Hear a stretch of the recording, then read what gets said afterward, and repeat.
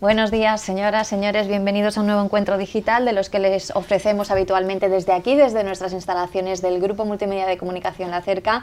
Hoy vamos a hablar de economía, de empresas y muy concretamente de autónomos.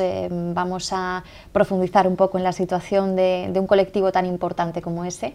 Y lo vamos a hacer de la mano de don César García Arnal, que es el coordinador regional de UPTA en Castilla-La Mancha, la Asociación de Profesionales y Autónomos, que además muy recientemente ha sido nombrado secretario general en Madrid de esta Asociación de Autónomos.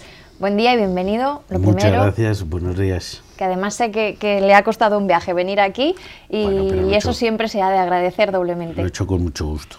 César, ¿cuál es ahora mismo el estado anímico y sobre todo también en condiciones del autónomo medio de nuestro país? Pues mira, el estado anímico en estos momentos yo lo calificaría como de cierta incertidumbre. No solo en esta comunidad autónoma, sino en el resto de España, los autónomos en estos momentos tienen esta incertidumbre porque no sabemos cómo después de las elecciones, si vamos a tener gobierno, vamos a estar en la misma situación. Y esto nos lleva a que cualquier tipo de inversión o cualquier tipo de contratación la estemos retrasando hasta ver cómo se soluciona todo esto, ¿no? Esto lo estamos viendo estos últimos 4 meses, hemos visto pues como un estancamiento. Estamos en la senda del crecimiento, vamos creciendo poquito a poco, que eso está bien, pero en cualquier caso no crecemos a la velocidad que hemos perdido los activos durante pues todos estos años de crisis, ¿no? Desde el 2008 al 2016, que han sido unos años terribles para el colectivo.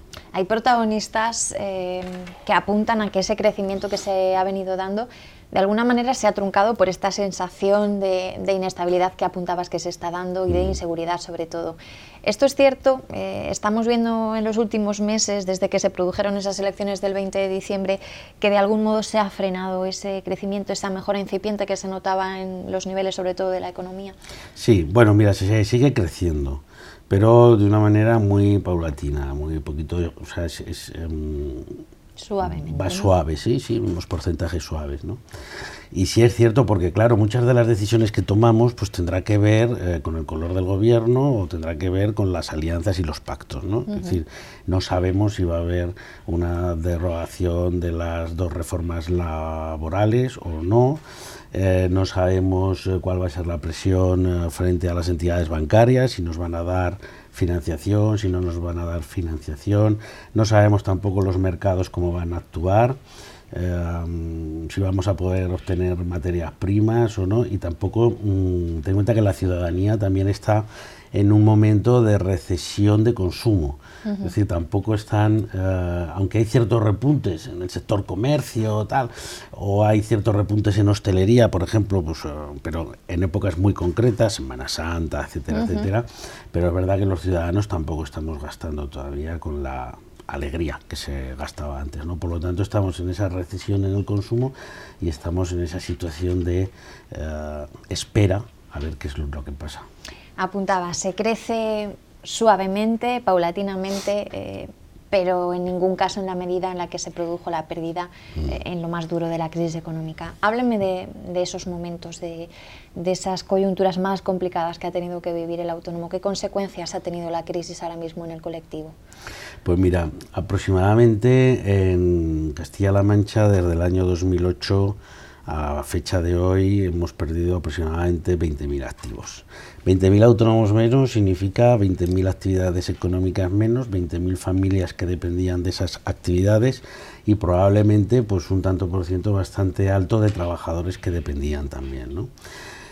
Han sido muchas circunstancias. Mira, la primera circunstancia pues ha sido la falta de financiación. Los autónomos seguimos siendo activos tóxicos frente a las entidades bancarias. Somos un activo tóxico, es decir, realmente no damos confianza todavía, ¿no?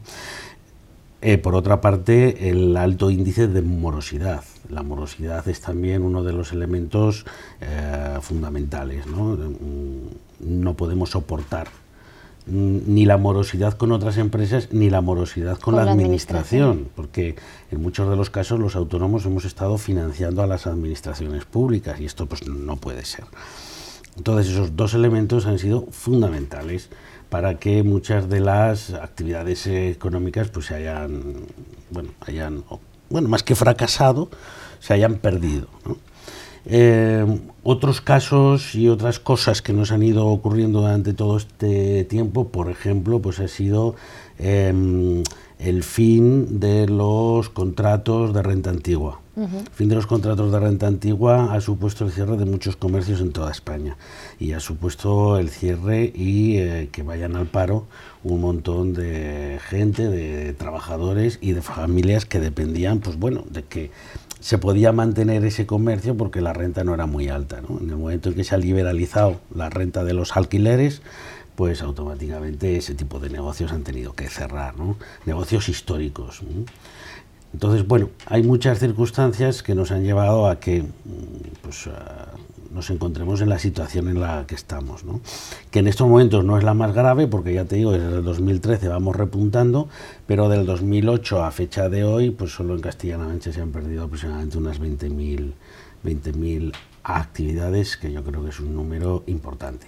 De esos dos problemas que me explica que han sido los que más han acosado, de algún modo, a los autónomos, como ha sido la dificultad de acceder a financiación por parte de entidades financieras y también esa morosidad que han sufrido no solo por parte de proveedores a otras empresas, sino desde la propia administración. ¿No se ha notado todavía hasta el momento, a pesar de que se dice que sí que va mejorando la situación, pues ningún atisbo de que vamos hacia mejor en estos dos aspectos, en la financiación y en la morosidad? Bueno, en la morosidad se ha recortado, sobre todo la administración ha recortado plazos, pero en cualquier caso todavía no estamos en los plazos que marca la ley. La ley de morosidad marca que la administración debe de pagarnos a 30 días y hay administraciones públicas que lo están haciendo a 90 y 96 días, ¿no? Mucho peor todavía son las empresas, ¿no?, que te están pagando a 120, 140, 160. Y esto, pues, estar financiando a grandes empresas y estar financiando a la administración, pues realmente para los autónomos es complicado cuando nosotros no nos podemos financiar a nosotros mismos. Es decir, antes había una herramienta que era buenísima para los autónomos que se llamaban las pólizas de crédito. El banco te ponía un dinero a tu disposición que tú usabas en los momentos valle y luego volvías a incorporar, ¿no? Llegó un momento allá por el año 2010 que todas esas pólizas de crédito se convirtieron en préstamos personales. Si querías tener el dinero, entonces te lo transformaban. Mira, yo no te voy a dar una póliza aquí, yo si quieres el dinero te lo doy y a partir de ahí empiezas a pagarme las cuotas mensuales, ¿no? Claro, esto significa que tu financiación es muy escasa, ¿no? ¿Por qué ha habido un pequeño aumento, un pequeño incremento? Mira, porque casi todas las políticas activas que se han puesto en marcha, sobre todo en estos últimos 4 años, han estado dirigidas a abrir el acceso y a facilitar el acceso al régimen especial de trabajadores autónomos, a abaratar los costes. Mira, esto en principio puede estar muy bien. Dices, pues es una... Oye, sí es cierto que empezar una actividad por cuenta propia y estar pagando la cuota de autónomos, aunque sea la mínima, que está ya en 260 y tantos, casi 270, bueno, pues es un peso que un autónomo que empieza pues no puede llevar, ¿no? Entonces esto de la tarifa plana pues te va bien. Pero claro, la tarifa plana también te lleva de alguna manera a que muchos autónomos y muchos emprendedores hayan emprendido por obligación, no por oportunidad. O sea, casi como la única salida que tenían, ¿no? Claro, es mi salida al mercado de trabajo y además ahora me están facilitando la entrada, por lo tanto voy. ¿Y qué pasa cuando ese plazo de tarifa plana finaliza? Pues que si no tienes bien estudiado el proyecto, si no tienes bien estudiada la idea y si verdaderamente tú no crees en ella como tienes que creer, porque lo has hecho de una manera desesperada, te encuentras con que tienes 6 meses de tarifa plana, que estás pagando una cantidad mínima, pero a los 6 meses ya estás pagando el 50% y a los 12 meses ya estás pagando el 80%, ¿no? Entonces llega un momento en el que 45, 50, 55 euros al mes puedes pagar, pero te das cuenta que tu negocio no te da realmente, porque no has hecho bien los estudios, porque no has visto la oportunidad, simplemente te has lanzado, ¿no? pero te has lanzado porque te encuentras con que, pues eso, te quedan 4 meses de paro y no sabes qué hacer. Y luego los mensajes que nos han estado lanzando. Es que claro, los mensajes han sido también, de alguna manera, han tenido un punto de perversión. Explíquemelo. Si te lanzan el mensaje de es más fácil que te crees tu puesto de trabajo a que encuentres uno.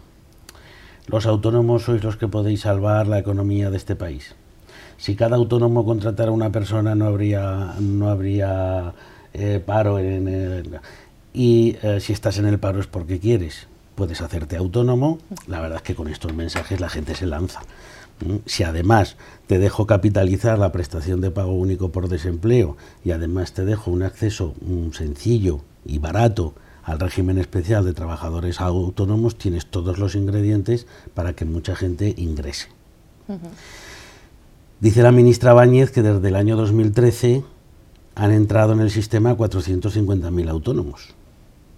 Sin embargo, las cifras de afiliación a la Seguridad Social nos dicen que del año 2013 al 2016 no hemos crecido más que en 50.000. ¿Dónde están los otros 400.000? O sea, ha sido un proceso cíclico. Los hemos sacado de la escolar del paro, los hemos metido en el régimen especial de trabajadores autónomos, les hemos dado todo el dinero que tenían del paro, lo han invertido, algunos de ellos incluso han solicitado algún préstamo o han solicitado préstamos a sus familiares, han puesto en marcha la inversión y 6, 12 o 18 meses más tarde han tenido que cerrar.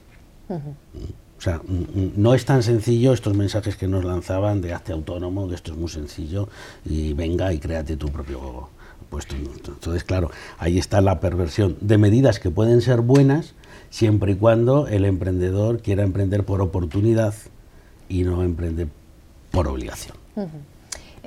Por sectores, esos datos que nos has detallado hace unos instantes en relación al número de autónomos que se ha ido perdiendo desde 2008, apuntabas, ¿se puede hacer algún tipo de diferenciación entre actividades de cuáles son los ámbitos que han sufrido más pues el devenir de la crisis económica y por el contrario aquellos en los que se haya podido ver un incipiente potencial de negocio? Sí, el sector que más ha sufrido ha sido el sector de la construcción, sin duda alguna. En cuanto al sector de la construcción, yo creo que casi el 80% de los profesionales que se dedicaban a esto eran autónomos. Al explotar la burbuja, pues automáticamente se quedan sin empleo, ¿no? Entonces yo creo que es uno de los sectores que más, bueno, yo creo no, es uno de los sectores más perjudicados, ¿no? Y el sector de la industria también, porque el sector de la industria es un sector que no tiene una estabilidad.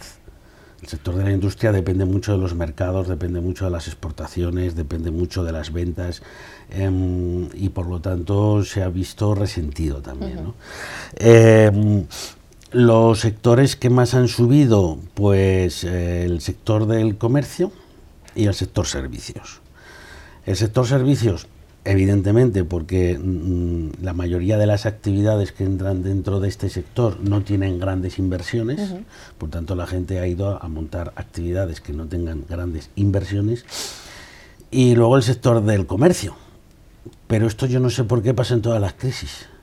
Siempre que hay una crisis económica y siempre que va mucha gente al paro, aumenta el sector comercio.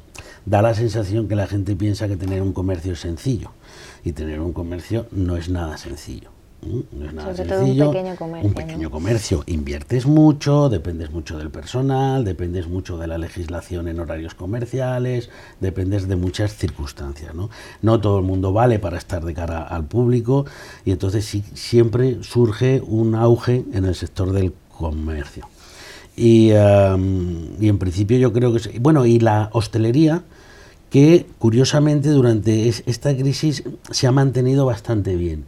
Ha tenido pequeños altibajos, pero no ha tenido grandes fracasos ni grandes subidas. Pero porque han sabido de alguna manera reorientarse, han reorientado los servicios. Había ciudades en las que, por ejemplo, tú no podías encontrar un menú medio. O encontrabas un menú muy alto o encontrabas un menú muy bajo, ¿no? Pero no tenías un menú medio, un menú ejecutivo, 19 euros, 20 euros y tal. Entonces han tenido que reinventar, ¿no? Hacer que tanto unos como otros puedan comer en el mismo.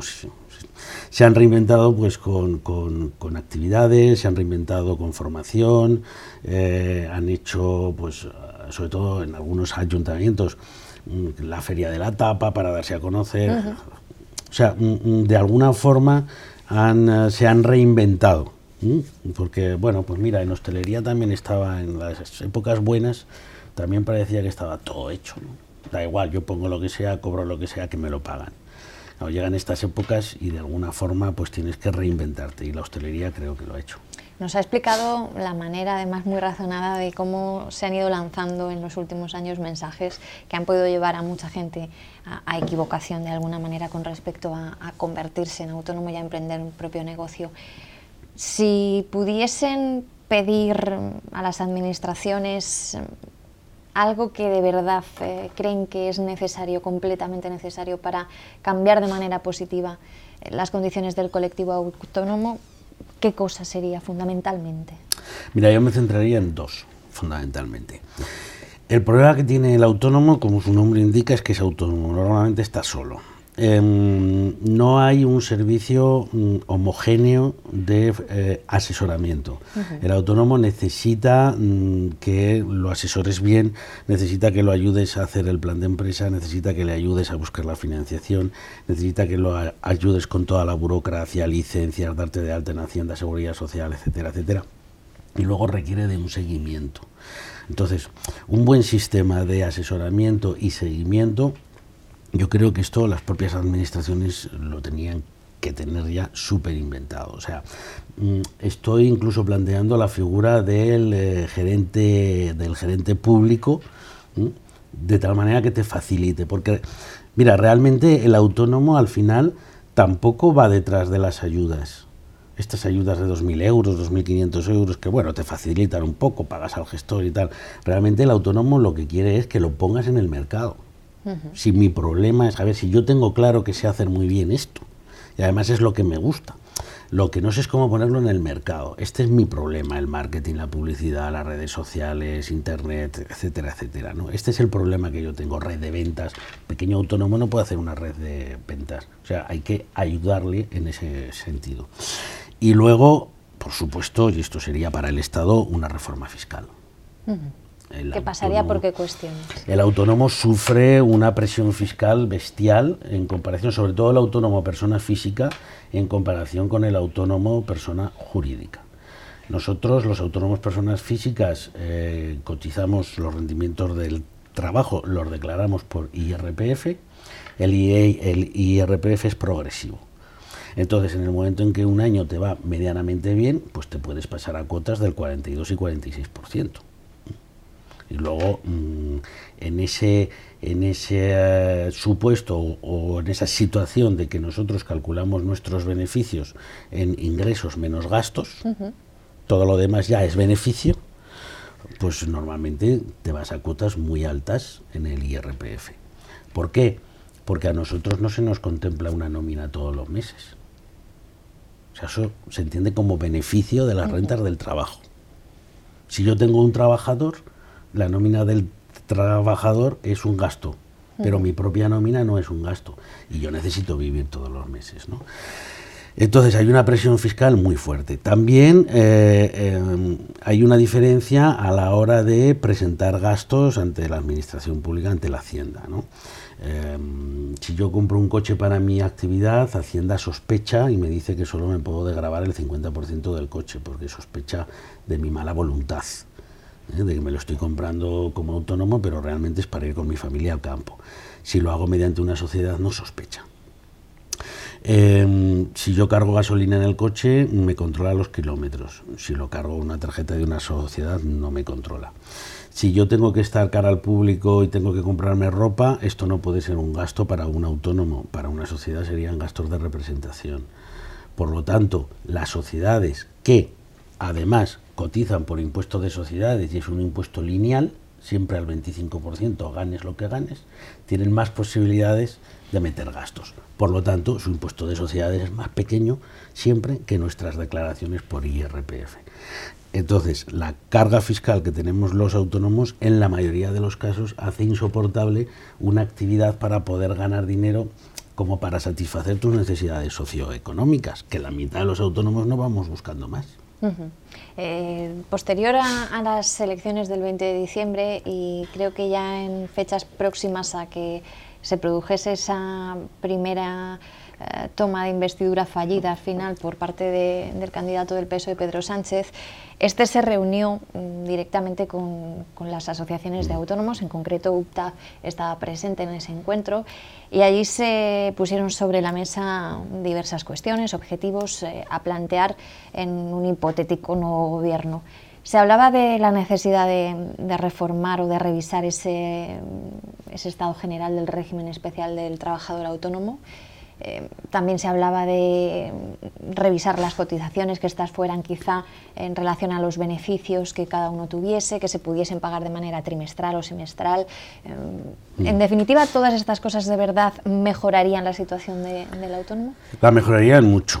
Yo creo que sí. En principio nosotros lo que le hemos pedido tanto a Pedro Sánchez como a Albert Rivera como a Pablo Iglesias, que son con los tres que nos llegamos a reunir, a Mariano Rajoy lo que hicimos fue mandarle las propuestas, porque yo creo que no llegamos a tener una reunión con él, pero bueno, da igual. Lo que sí que le hemos propuesto es a los tres que se abra una subcomisión dentro de los Pactos de Toledo para poder estudiar globalmente el sistema del régimen especial de trabajadores autónomos, porque es un sistema muy complejo. Cotizar por renta real, ingresos menos gastos, esto estaría muy bien, siempre y cuando pudiéramos aplicar los mismos gastos que una sociedad, porque si no realmente lo que vamos a hacer es encarecer nuestra cotización a la seguridad social. Sería complejo, ¿no?, de llevar a cabo. Sería complejo, se puede hacer, donde hay voluntad hay un camino, pero sería complejo si no modificamos también, primero, el criterio de los inspectores de Hacienda, que es fundamental. Para los inspectores de Hacienda nosotros tenemos aquí un cartelito que pone defraudadores, por lo tanto van directos a nosotros, y entonces eso hay que quitarlo como sea, y que nosotros tengamos las mismas posibilidades que una sociedad limitada para poder justificar gastos. En ese momento sí que sería factible la posibilidad de cotizar por renta real. Es un melón que cuando lo abres no sabes lo que te vas a encontrar dentro. En muchos casos probablemente sería mucho más ventajoso para los autónomos y en otros casos pues sería menos, ¿no? En cualquier caso, cotizar por renta real siempre sería bueno porque todas nuestras prestaciones son directamente proporcionales a la base de cotización. Cuando estamos cotizando por la mínima, al final nos quedan unas prestaciones mínimas y una jubilación mínima, ¿no? Entonces yo sí que aconsejo siempre que al menos si no se cotiza por renta real, que se acerque mucho o que se suban las bases. Esto yo creo que sería fundamental. Y luego hay otro tema que también pusimos encima de la mesa, que es el de este tipo de trabajos, que son trabajos profesionales, son trabajos personales, que entran dentro de la denominada economía colaborativa. Estos trabajos que son parciales, que deben de ser ejercidos por autónomos, pero que a estos autónomos no les da la posibilidad de pagar la cuota general, ¿no? Porque pues, estamos hablando de los vendedores o las vendedoras de Avon, o estamos hablando de Christian Ley, o estamos hablando de algunas de estas plataformas que ya están en el mercado, ¿no? Nosotros lo que le pedíamos era que el salario mínimo interprofesional estuviera exento de cotización.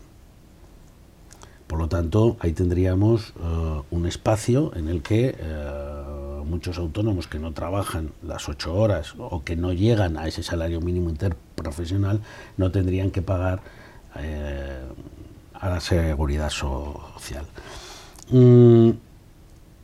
Que esto yo creo que estaría bien. Y a partir de allí, al cotizar por renta real, que ese salario mínimo interprofesional estuviera exento para todos.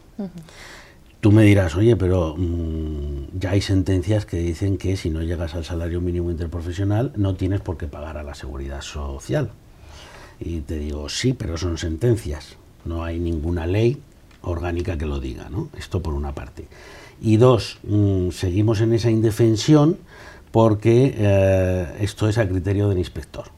Es decir, el inspector se ha inventado ahora este concepto que es